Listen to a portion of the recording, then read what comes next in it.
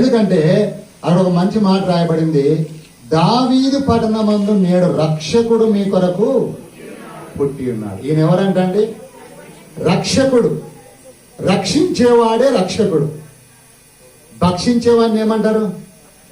భక్షకుడు అంటారు. శిక్షించేవాడిని ఏమంటారు? శిక్షకుడు అంటారు. ఈయన ఏం పేరంట? రక్షకుడు. అసలు ఎవరు రక్షకుడు ఈయన? ఇది మనం చాలా ప్రాముఖ్యం.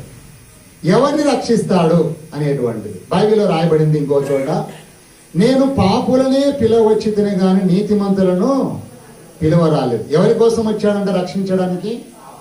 పాపులను రక్షించుటకు క్రీస్తు యేసు ఈ లోకమునకు వచ్చిన వాక్యము నమ్మదగినది, పూర్ణాంగీకారమునకు యోగ్యమునైనది. అసలు ఎవరు పాపులు? ఎవరు పాపులు? ఇండియా వాళ్ళ, అమెరికా వాళ్ళ, లేకపోతే పాకిస్తాన్ వాళ్ళ, చైనా వాళ్ళ, లేకపోతే తెల్లోళ్ళ, నల్లోళ్ళ, ఎర్రోళ్ళ, లేకపోతే కొట్లాడుకుంటేతోళ్ళ, సినిమాలు చూసేటోళ్ళ, దొంగతనాలు చేసేటోళ్ళ, లేకపోతే ఫలానా హత్యలు చేసేవాళ్ళ పాపాత్ములు? అసలు ఎవరు పాపాత్ములు? అందరూ పాపులు పాపులు పాపులు అంటారు. నేనేమంటారంటే మీరు పాపులు అంటారు, మీరేమంటారు నువ్వు పెద్ద పాపి అంటారు. మరి ఎవరు పాపులు? ఇంట్లో కూడా మనం అనుకుంటా ఉంటాం, నువ్వు పెద్ద పాపిదానివే అంటాం. ఆయన ఏమంటది, నువ్వు పెద్ద పాపిష్టోనిరా అండి ఆమె. మరి ఎవరు పుణ్యాత్ములు? అసలు ఎవరన్నా ఉన్నారా పుణ్యాత్ములు భూలోకంలో? పరిశుద్ధులు ఎవరన్నా ఉన్నారా? బైబిల్ గ్రంథం సెలవిస్తుంది, ఏ భేదము లేదు. ఏ భేదం లేదంట? ఏ భేదం లేదు. ఏ భేదం లేదంటే కులాల్లో భేదాలు లేదు, మతాల్లో భేదాలు ఉన్నాయి, ప్రాంతాల్లో భేదాలు ఉన్నాయి, రంగుల్లో భేదాలు ఉన్నాయి. పాపం చేయటంలో ఏ భేదం లేదు. కాకపోతే కొందరం బయటపడతాం, కొందరేమో బయటపడం. బయటపడితేనేమో ఏమవుతాం? దొంగలం అవుతాం. బయటపడకపోతే దొరలం అవుతాం. ఇప్పుడు ఇక్కడ కూర్చున్నాం, రకరకాలుగా అర్ధగంట ముందు వచ్చింటే 100 కాదు కదా 500 ఇస్తా అంటాం. ఆల్రెడీ ఉంటాయి మనకు 500 లోపల.